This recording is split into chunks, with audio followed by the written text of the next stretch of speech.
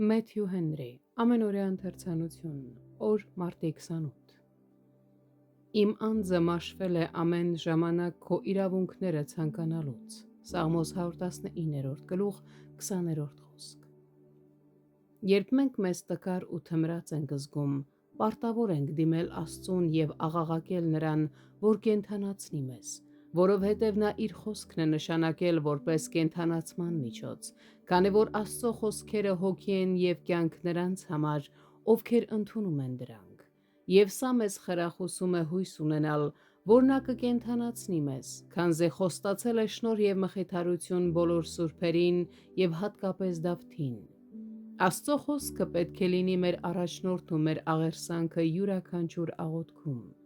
Մինչ այս աշխարհի զավակների հոգիները կապված են երկրի հետ որպես իրենց բաժին, լույսի զավակները ծանր բեռ են կրում իրենց սրտերում մարմնական կապվածության մնացորդների պատճառով։ Բարեպաշտ հոգու համար այն միտքը, թե որքան քնքշորեն է ողորմած Աստված ընդունում իր բոլոր ողբերը, անբացատրելի մխիթարություն է։ Մենք կարող ենք խոսել փրկագործ սիրո հրաշքների մասին, երբ հասկանում ենք և քայլում ենք Աստծո պատվիրանների ճանապարհով։ Ապաշխարողը հալվում է մեղքից բխող տրտմությունից, նույնիսկ համբերատար հոգին կարող է հալվել տառապանքի ծանրության տակ։ Այդժամ նա պետք է իր հոգին թափի միայն Աստծո առաջ։ Սուտի ճանապարհը ներառում է բոլոր այն կեղծ ուղիները, որոնցով մարդիկ խաբում են իրենց և ուրիշներին, կամ էլ խաբվում են սատանայից ու նրա գործիքներից։ Նրանք, ովքեր ճանաչում և սիրում են Տիրոջ օրենքը,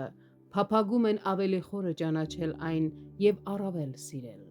Ճշմարիտ բարեպաշտության ճանապարհը ճշմարտության ճանապարհն է, երջանկության միակ ճշմարիտ ճանապարհը։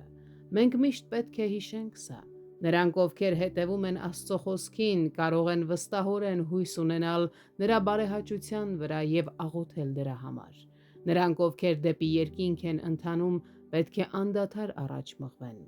Իր հոգով Աստված լայնացնում է իր ժողովրդի սրտերը նրանց իմաստություն տալով։ Կենդանի հավատացյալը արթուն է աղոթքի մեջ մեղքից ազատվելու համար։